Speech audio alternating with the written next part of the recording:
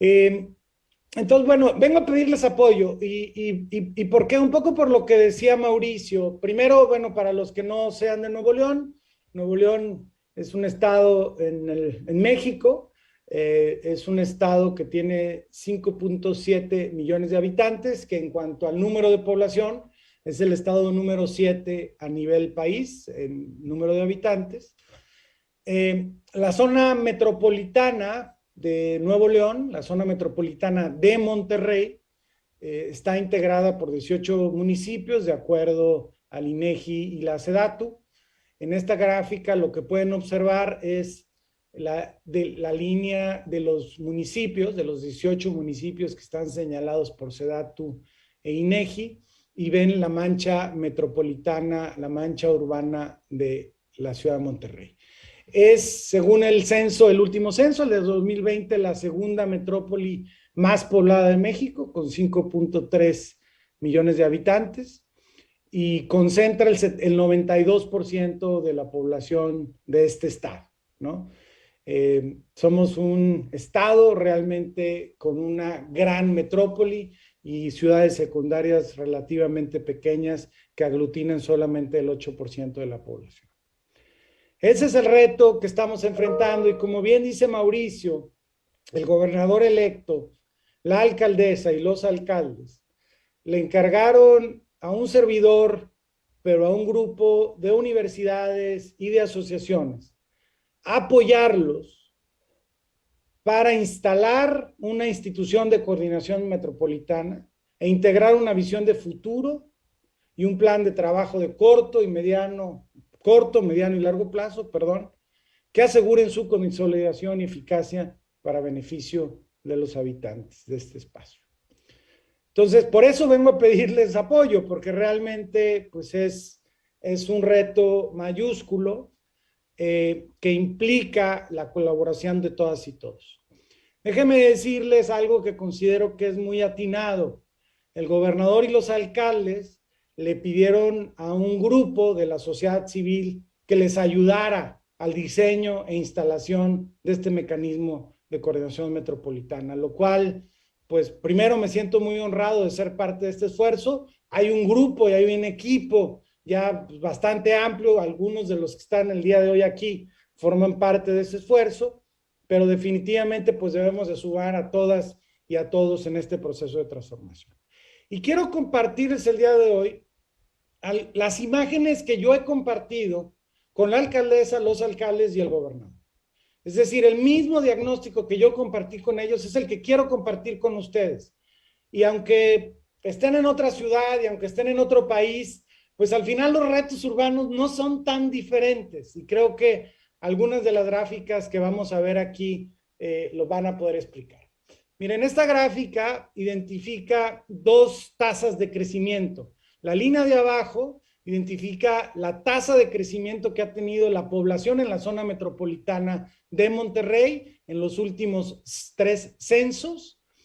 Y la línea de arriba identifica la tasa de del crecimiento de la superficie urbanizada de la zona metropolitana.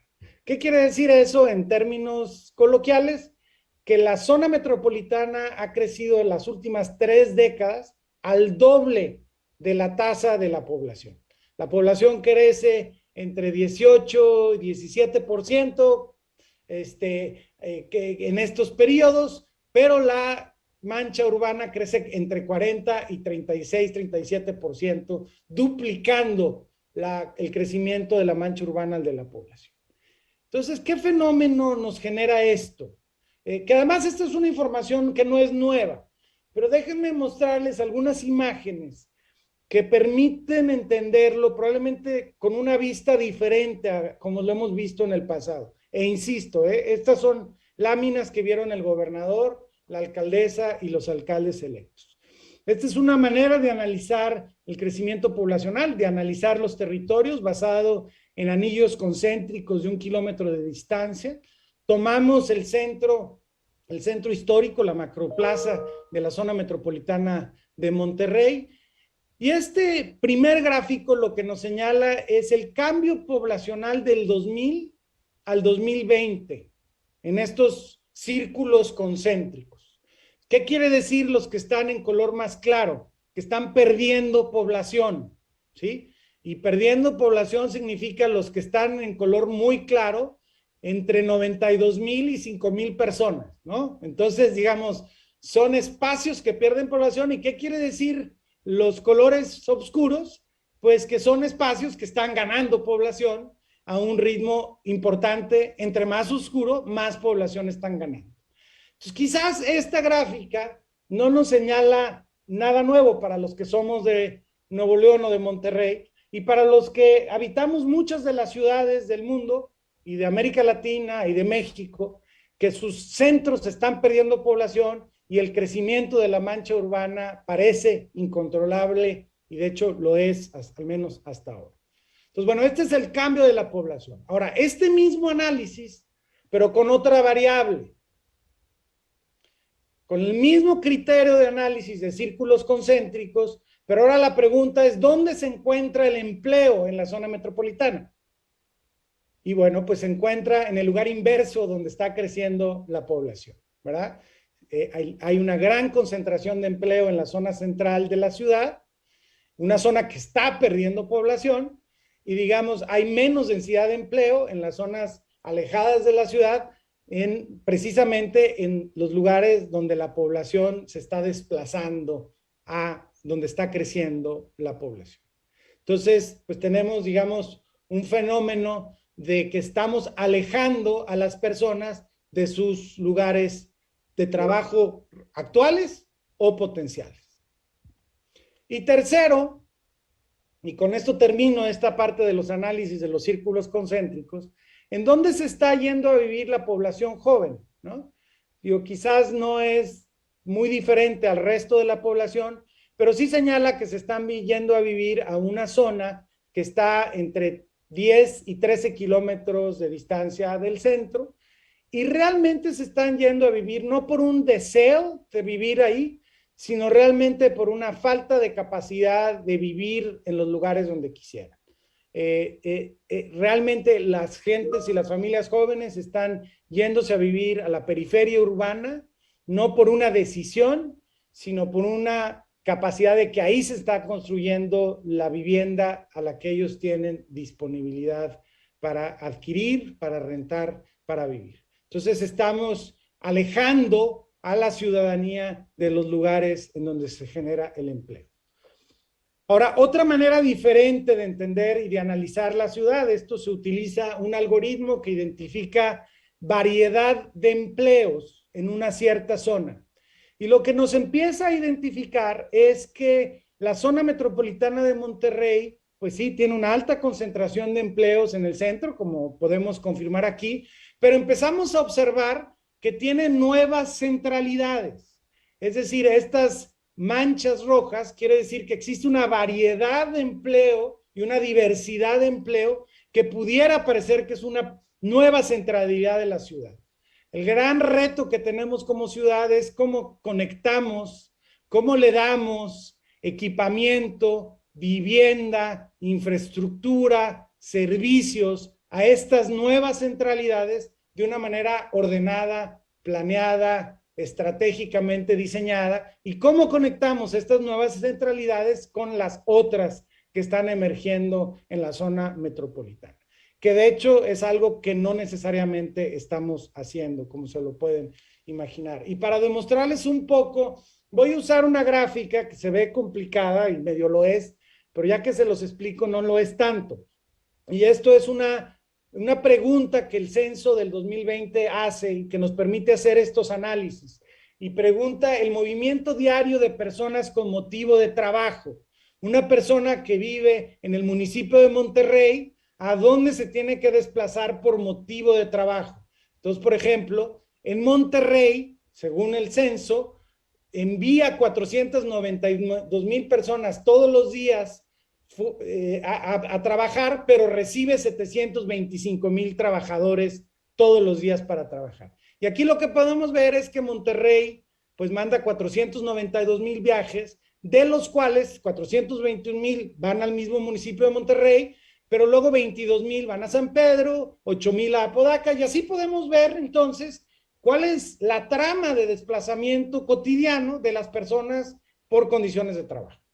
También en la gráfica del lado derecho lo que nos explica es Monterrey recibe 725,000 viajes y de dónde los recibe. De Guadalupe recibe 60,404 viajes. Del mismo Monterrey los 421,000. Entonces esto como un ejemplo, pero cuando cruzamos, imagínense cómo se ve esta gráfica cuando cruzamos los 18 municipios. Y cuando lo que hemos hecho como ciudad es alejar a la población de los lugares de donde trabaja, de donde existe densidad de trabajo, ¿no? Entonces, pues ya se podrán imaginar cómo se ve esta gráfica, ¿sí? Y lo que muestra, digo, simplemente a la vista, es una enorme complejidad, ¿verdad? Una enorme necesidad de movernos todos los días para poder trabajar, es decir, para poder generar el sustento que necesitamos nosotros y nuestras familias. Y no estamos haciendo nada, al menos hasta ahorita, para mejorar esta condición. Es más, todo lo que estamos haciendo está haciendo más complejo esta dinámica, porque no terminamos de entender probablemente algo que, probablemente esta frase a mí me gusta mucho, la he usado muchas veces. Esta es una frase de un autor que es un economista urbano de la Universidad de Harvard, que tiene un libro que se llama El triunfo de la ciudad. Y dice él, las ciudades son la ausencia de espacio físico entre las personas y las compañías. Son proximidad, densidad y cercanía. Nos permiten trabajar y jugar juntos. Entonces yo les pregunto con esta reflexión, ¿qué estamos haciendo, no? Y estamos haciendo exactamente lo contrario. Estamos alejando a las personas de los lugares de trabajo. Estamos alejando a las personas de sus familias y estamos generando espacios vacíos en donde existe infraestructura importante en las ciudades. Y déjenme hablar en general, esto no es exclusivamente de Monterrey. Este crecimiento nos está pasando. Y una frase que sirve como conclusión a esta parte y da pie a la parte final de mi intervención. Es una reflexión sobre la zona metropolitana y los retos que está generando en todos nosotros, los que la vivimos y la ocupamos y la queremos. El tamaño de esta zona metropolitana, las nuevas centralidades, como lo vimos, y el crecimiento de la periferia urbana, como también lo vimos, nos señalan la fragmentación espacial de nuestra ciudad. Sí, estamos mandando a la gente donde no necesariamente están los empleos, se están generando empleos donde no estamos seguros si se está generando la vivienda adecuada o no para recibir a la gente que va a trabajar ahí. Y lo que sí es que no estamos conectando con transporte público de calidad a esas zonas, eso sí se los puedo asegurar.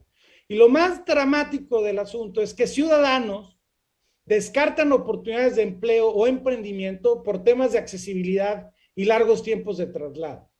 Pero lo que realmente sucede es que terminamos como ciudadanos aceptando las oportunidades de empleo o de emprendimiento, pagando enormes costos personales que al final, sumados, generan enormes costos para toda la sociedad.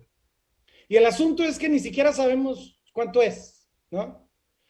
Y algunos indicadores que nos señalan esta fragmentación de la ciudad, por ejemplo, San Pedro Garza García recibe 2.5 más viajes de los que envía a otros municipios. Monterrey, como ya lo vimos, 1.4. Juárez envía 2.1 viajes más de los que recibe, ¿no? Juárez es una de estas ciudades dormitorio, ¿no?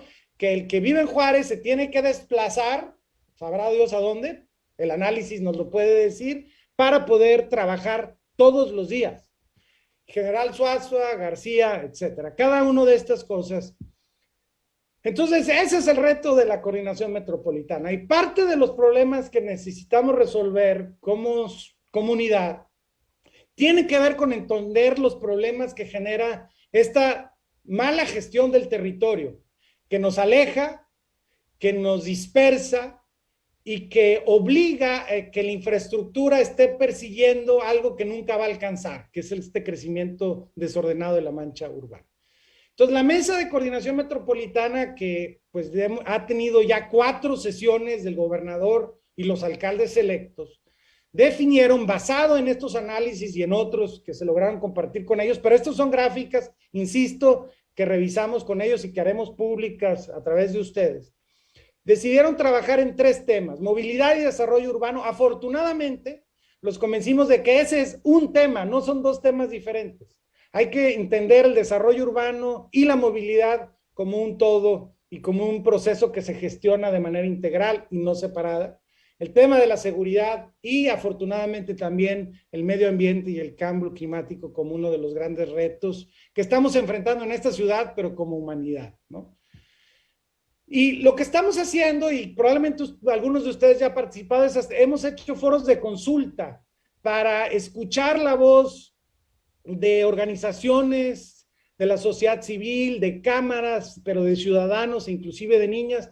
De hecho, del 13 de agosto al 20 de septiembre, que fue la fase 1 de los foros de consulta, hicimos 16 sesiones, 13 virtuales y 3 presenciales, donde asistieron más de 200 personas representando a más de 70 asociaciones, colectivos, cámaras, universidades, vecinos e inclusive niñas y niños. Eso del 13 al 20 del 13 de agosto al 20 de septiembre, realmente en un periodo muy corto. Y las preguntas eran relacionadas a los intereses de la coordinación metropolitana, a identificar los retos de la ciudad y cómo podemos yo o nuestra asociación colaborar en estos temas. Y usamos en las reuniones presenciales estos formatos, pero en las reuniones virtuales el mismo tipo de formato, pero electrónico, lo cual nos permitió documentar esto de una manera muy clara. Pero también lo hicimos con las niñas y con los niños. Y nada más quisiera dedicarle un poquito. Entonces, por ejemplo, aquí está este ejercicio con las niñas y a los niños, con la ciudad que sueñan, y son niños y niñas de Monterrey, donde puedan convivir con la familia, que tengan fuentes, que tengan árboles, que tengan muchas bancas, donde haya muchos niños. En Juárez, que tenga más árboles, que haya botes de basura para que la ciudad sea limpia, que haya personas responsables que tiren, pongan la basura en su lugar, de San Pedro, etcétera, ¿no? Entonces nos permite de una manera muy transparente, muy clara, identificar algunos de los retos que tenemos. Y tomar aquí algunas frases y con esto voy a concluir. Salgo de mi casa, cruzo el arroyo y cruzo el puente y luego hago 15 minutos. Veo el contenedor de basura, el campo y la iglesia y ya. En mi camino siento miedo porque hay mucha inseguridad y asco porque en la calle siempre hay agua sucia. Mucha basura, muchachos drogados y muchos animalitos abandonados. Sin rateros, con más policías, más árboles, wifi en todas las calles, niños, etc.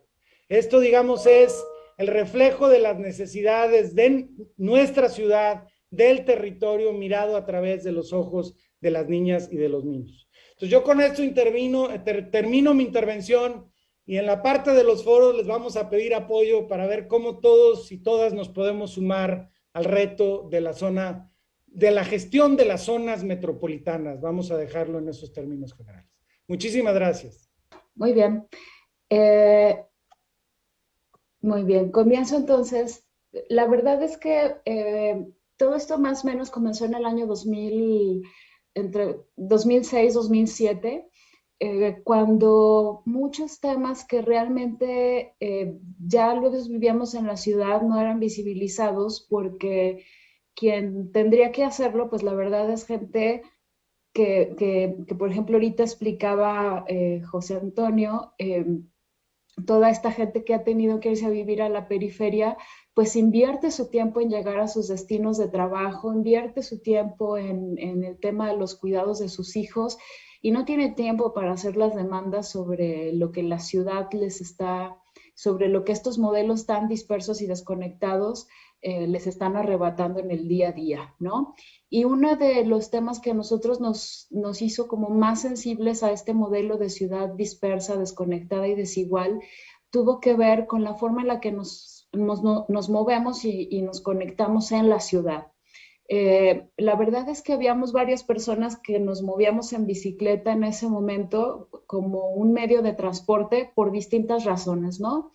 Hay quien lo gozaba, en mi caso era bastante económico, y me desesperaba muchísimo tener que esperar el camión, me sentía más segura y sobre todo me daba independencia. Me podía mover a la hora que fuera hacia donde yo quisiera en la bicicleta, ¿no? Y poco a poco pues también vas aprendiendo a moverte de una manera segura y a romper paradigmas. Así fue como varios nos integramos y formamos primero un colectivo que llamamos GDL en Bici, y poco a poco lo fuimos evolucionando hacia una asociación civil. Y eso también nos implicó de alguna manera, iba creciendo como los compromisos que adquiríamos como sociedad civil, pero eso también nos iba obligando de alguna manera a profesionalizarnos, ¿no? Y una de las cosas que nunca quisimos perder de vista es que más que promover el uso de la bicicleta como un medio de transporte, era también cómo podíamos aportar desde donde estuviéramos a generar comunidad y a construir ciudad. Esto que ustedes ven es la casa ciclista en el barrio de Santa Tere.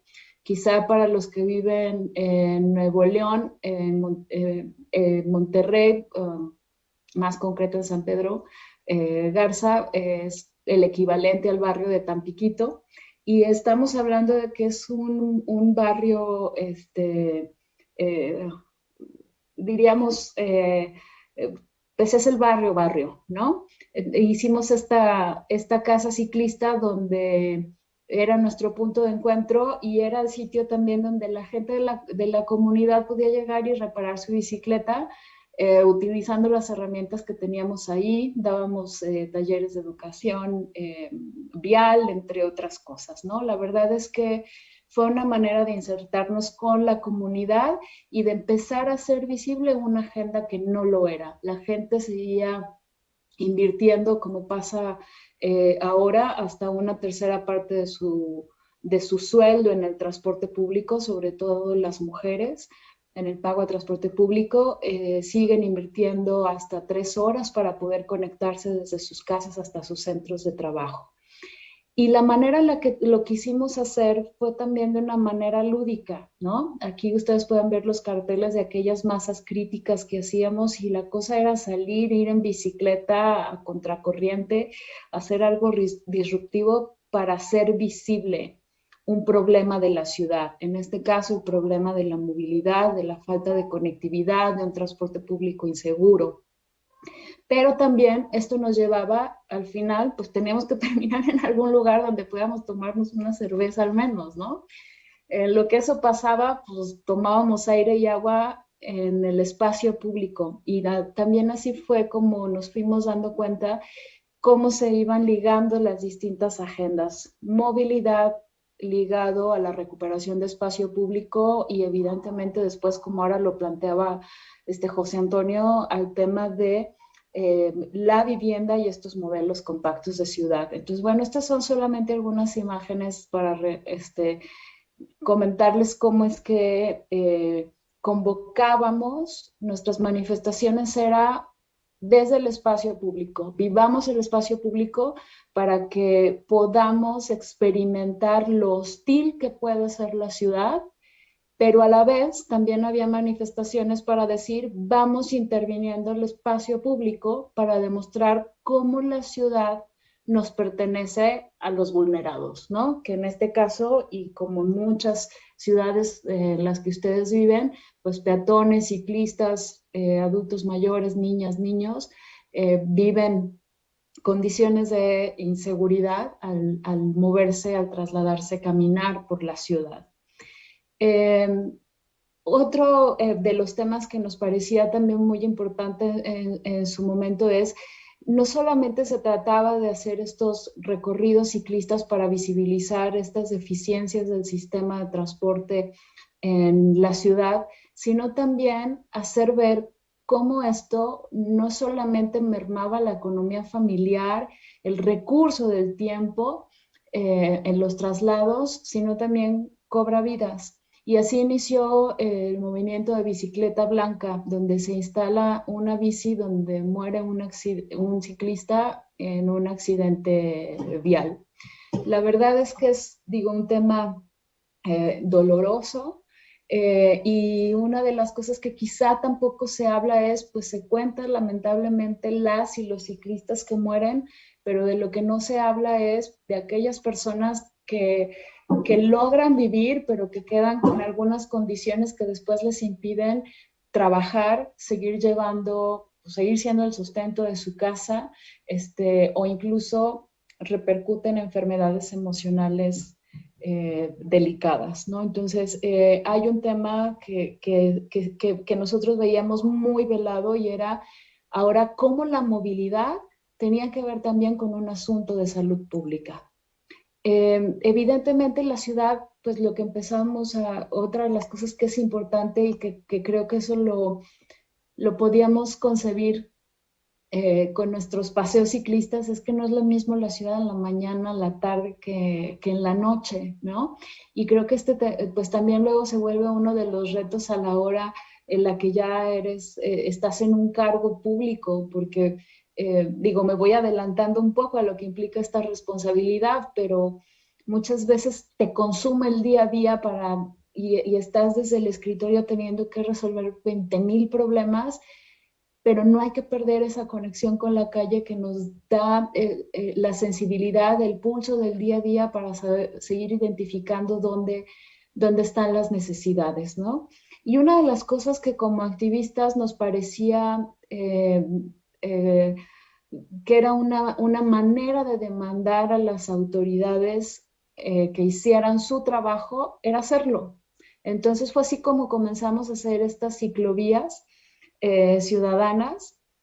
Esta fue una de las primeras que pintamos sobre Avenida Inglaterra al lado de las vías del tren en el año 2011 y lo hacíamos con nuestros propios recursos. La verdad es que también buscábamos que esto fuera divertido para nosotros y que generar conciencia no tuviera que ser una consigna de enojo, de reproche, sino de decir, de ser proactivos y de realmente evidenciar con acciones así tangibles la ciudad a la que aspirábamos. Hacíamos estas pintas con esténcilas que nosotros creábamos, con pintura que nos donaban, y bueno, la verdad es que esta ciclovía les voy a mostrar en un momento más, pero hasta esta administración es que por fin la hicimos ya tal cual, como debe ser, ¿no? Con todo el diseño adecuado. Pero así pintada siguió funcionando durante muchos años para los ciclistas del área metropolitana. Y bueno, estos son algunos recuerdos que nos ayudan para la nostalgia y no perder de vista el origen y conectar con él. Grandes proyectos, ¿no? Siempre en los gobiernos es muy tentador decir la obra pública, ¿no? La obra pública de inversiones con cientos o miles de millones que traen empleo, que traen conectividad de alguna manera, que traen prosperidad, que ayudan a la competitividad de las ciudades, sí, pero nunca lo que veíamos de estos grandes proyectos en ese momento es que las personas no eran consideradas a la hora de tomar estas decisiones y las dinámicas sociales. Por ahí usaban una frase de José Antonio, ¿no? De primero hacer arquitectura social y creo que pues ese es, o sea, de lo que se trata es de no perder la construcción de comunidad en medio del desarrollo, de lo que implica el desarrollo de las ciudades. Esto fue un acto simbólico. Este es el proyecto de la Vía Express. Realmente era una vialidad para poder cruzar de oriente a poniente y viceversa, elevada, que para nosotros, bueno, se pueden imaginar, esto pues era una autopista literal, una autopista urbana que trazaba la ciudad, partía la ciudad. Bueno, hubo una oposición a nivel de generar campamentos ahí alrededor para evitar, por ejemplo, la tala de los árboles. Es decir, insisto en ello, ¿no? Nuestras manifestaciones no eran tanto de pancartas, sino eran de acciones en el espacio público. Este fue el dichoso auto maceta, que lo que digo, aquí en esta no se alcanza a ver, pero por ahí donde andan trepados sobre el techo del auto, sembramos una gran ceiba que todavía sigue viva. El auto nos hicieron quitarlo porque estaba justo al lado de las vías del tren, pero era un recuerdo para decir queremos sembrar vida, no queremos sembrar autos. Y esto es parte de las acciones que empezábamos a hacer también en los barrios y era recuperar el espacio público para que la gente lo viviera y entonces supiera que había otras maneras de vivir la ciudad y de compartir en el espacio público. Y generábamos contenidos en ellos, ¿no? Juegos con los niños, la gente luego empezaba a llegar con sus sillas, sus sombrillas, su comida, se quedaba ahí y pasaba los domingos, ¿no? Curiosamente, digo, les estoy, estas fotos que les mostraba entre el año 2007 y 2009, esto es hace el año pasado todavía, con vecinos que se oponen todavía a la construcción de infraestructura ciclista. Lamentablemente todavía tenemos que seguir en el debate de que las ciclovías le quiten espacio al auto, cuando más bien yo creo que sin la infraestructura adecuada lo que quitamos es vida. Y bueno, parte como activista siempre es importante, creo, generar las alianzas con organismos internacionales, con otros colectivos, con el sector académico, y eso hicimos, ¿no? Empezar a construir una red de más gente que creía en este ideal desde distintas perspectivas, pero al final todos convergen en el mismo objetivo, que es mejorar las condiciones de nuestra ciudad para mejorar nuestras oportunidades de calidad de vida. Bueno, esto ya tuvo que ver más concretamente, aquí ya se empieza a dar una transición. Hubo un momento en el que se decidió contratar el Plan Maestro de Movilidad Urbana No Motorizada para el área metropolitana de Guadalajara, y aquí fue donde pues varios desde el activismo pudimos colaborar y se empezó a capitalizar nuestra experiencia ya en concreto sobre un plan que hoy día sigue vigente. Y para mí este plan es un hecho emblemático, porque pasamos de estas acciones de protesta a tener un instrumento que legitimó toda nuestra protesta ciudadana y se convirtió en una propuesta tangible de acciones para que cada administración pública que llegara no tuviese nada que inventar. Generamos un consenso sobre este plan maestro de movilidad y hoy día es el instrumento que realmente nos marca las directrices de cómo tiene que evolucionar la red de infraestructura ciclista y peatonal en el área metropolitana de Guadalajara.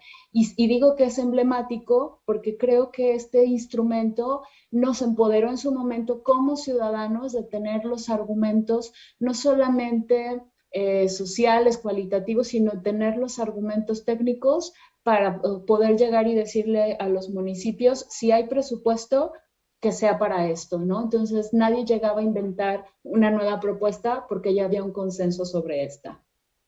Y bueno, antes de pasar al tema de gobierno, de cómo se da esta transición y cómo también se puede impulsar, digo, de pasar del activismo a la función pública, esta transición me parece, me encanta podérselas compartir. Probablemente debí estar mucho más presentable para este foro. Vengo de un día toda asoleada, a la vez entusiasmada, a la vez preocupada de ver una realidad en una de las comunidades, en uno de los municipios del estado y sus comunidades originarias, de pueblos originarios, donde hay una grave crisis de salud pública y una grave crisis ambiental. Gente que pues prácticamente vive el tema de crisis hídrica, gente que depende de agua, de pozos con metales, que la extracción por los niveles en los que está ya implica el extraer agua con metales, contaminada con metales pesados, desnutrición infantil, mujeres que tienen que venir a trabajar a Guadalajara, y estamos hablando que esta comunidad está a 1 hora de Guadalajara. Ya las mamás de estos niños vienen a trabajar a la ciudad como empleadas domésticas y no regresan hasta el fin de semana. los hijos se quedan solos o al cuidado de alguna abuela que difícilmente se puede mover. Un gran problema con los residuos, ¿no? La gente aprendió a que es más sencillo quemar la basura que esperar que pase el camión, gente que todavía cocina con leña porque no tiene para pagar el gas. Eh, y bueno, podría contarles más sobre esta comunidad.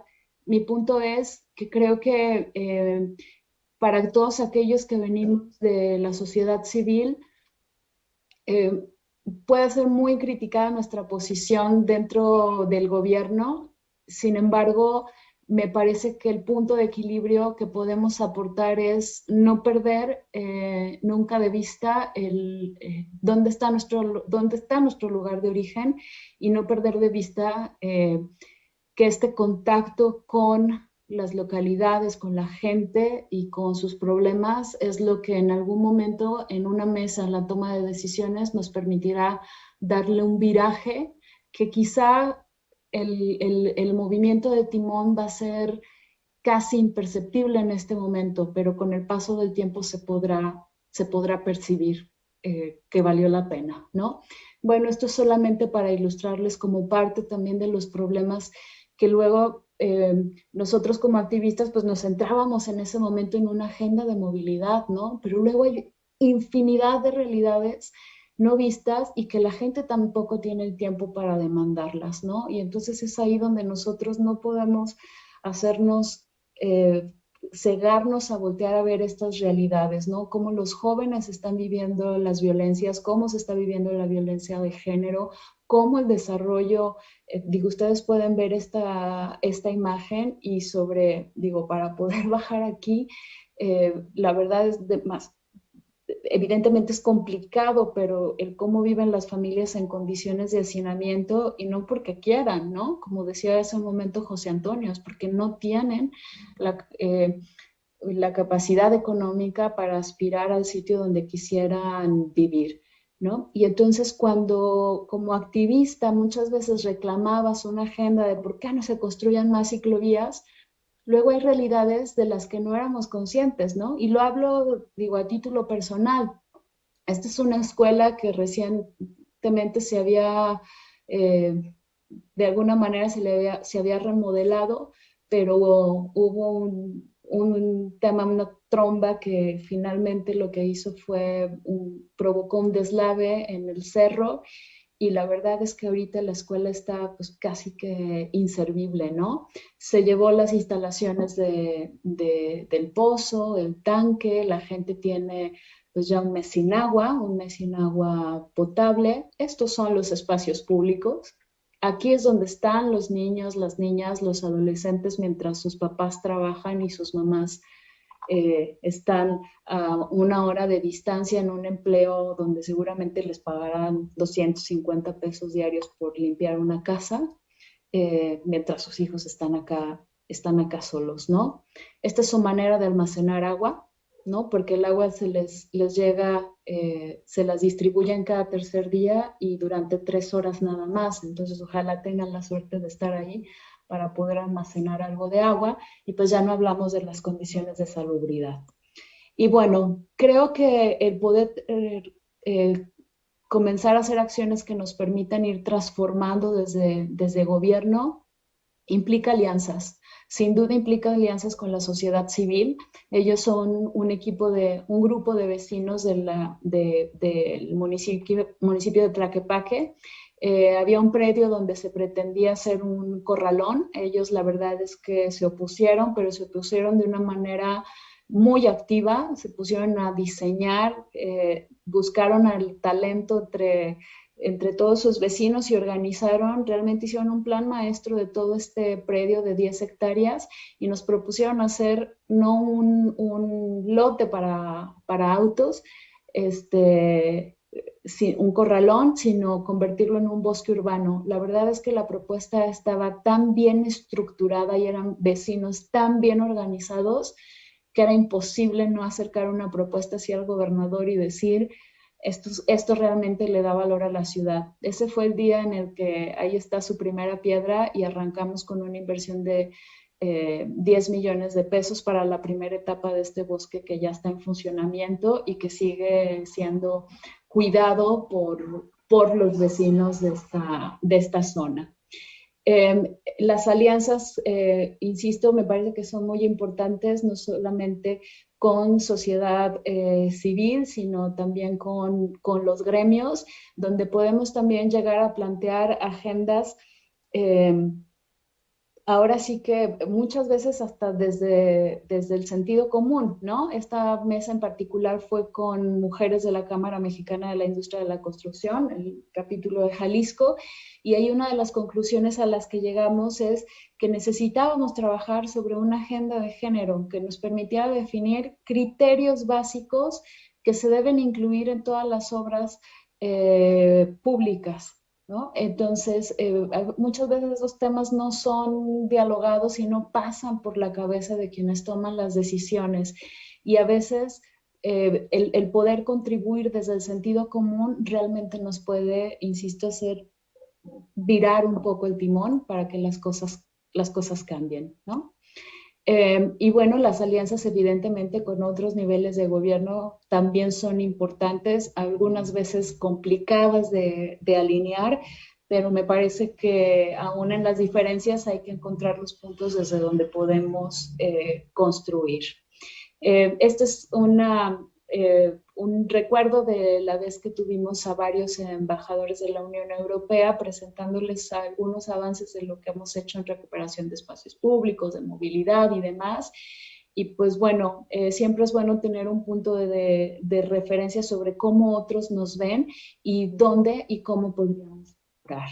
Y hay una parte que, digo, a mí me encanta y hay otras generaciones que están ávidas de conocimiento, la infancia, y creo que es importante que las niñas, que los niños conozcan también cuáles son los problemas de su ciudad, de los espacios donde viven, y este ejercicio que hacían, por ejemplo, José Antonio en estas mesas de consulta metropolitana es muy valioso porque es increíble lo que los niños y las niñas son capaces de observar que nosotros ya no. Y de verdad es que surgen grandes ideas. Me parece que cuando se hacen ejercicios de planeación de la ciudad y cuando se toman decisiones, no hay que perder de vista lo que como niños y niñas estaríamos observando, lo que necesitan, o sea, tanto sus necesidades como lo que ellos son capaces de proponer. Ampliar la perspectiva de un problema para resolverlo con distintas miradas, me parece que es una parte bastante no solamente valiosa, sino que es parte de la responsabilidad que debemos asumir también como servidores públicos, el considerar a las distintas voces, ¿no? Y siempre hay oportunidades, ¿no? Yo creo que cuando hablaba de que hay estos mundos, escenarios ideales y los posibles, siempre hay que estar atento a cuáles son aquellas oportunidades que nos van a permitir generar el cambio.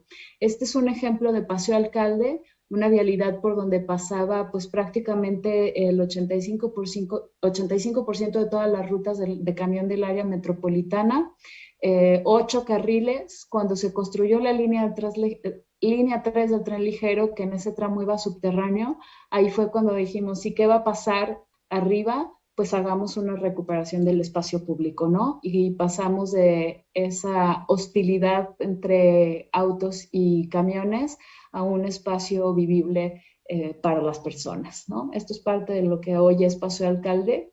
Esta imagen que ustedes pueden ver acá arriba es como era antes, y pues bueno, esto es el después, ¿no?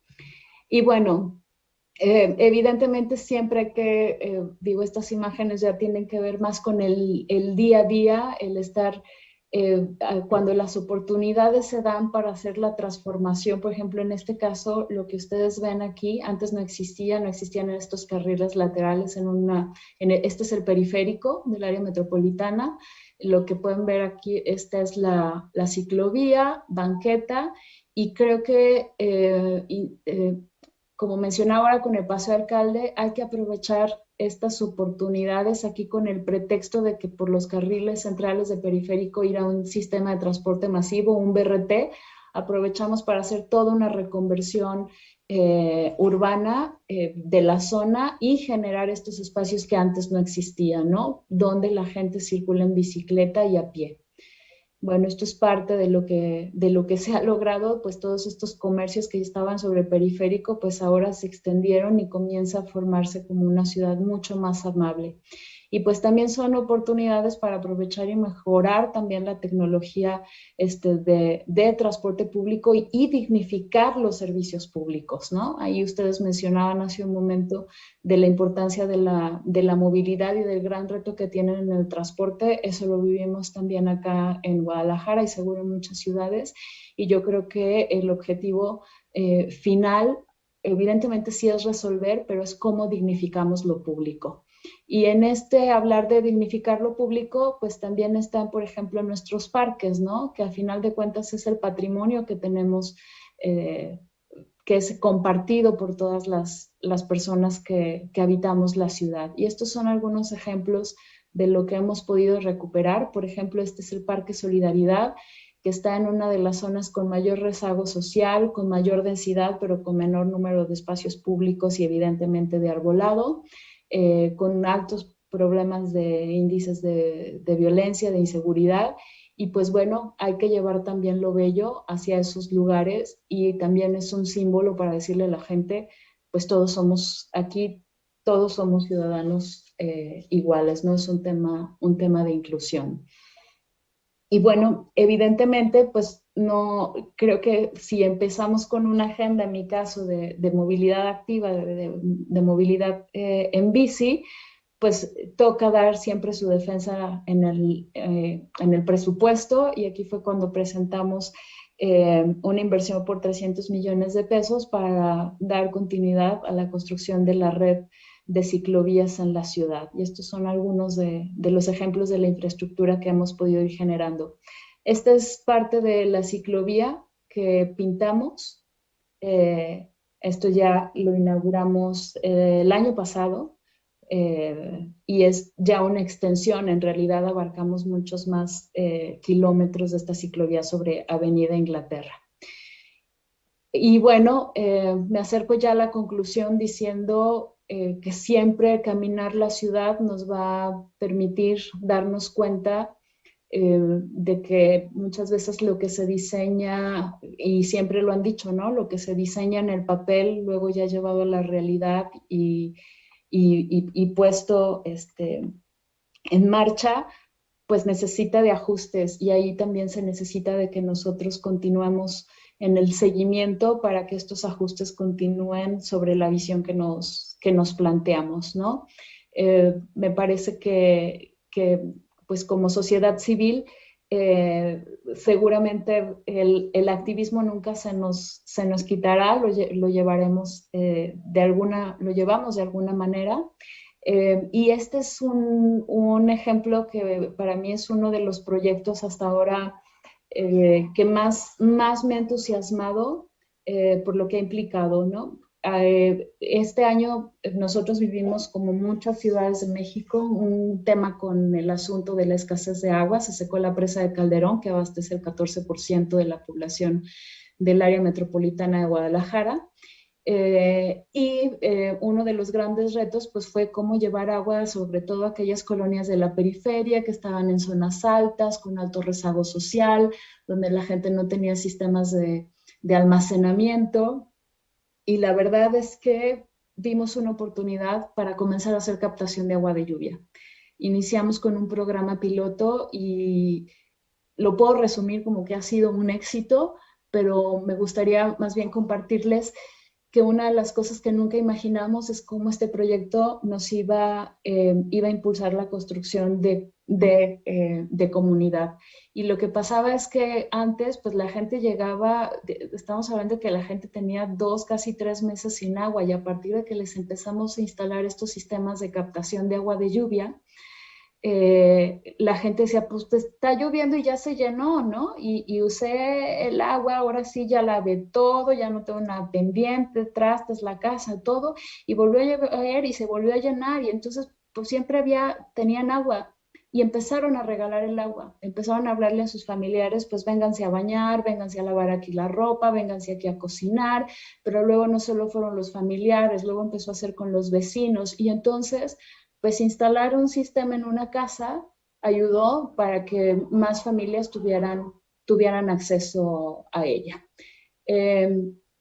Pues concluiría con esto.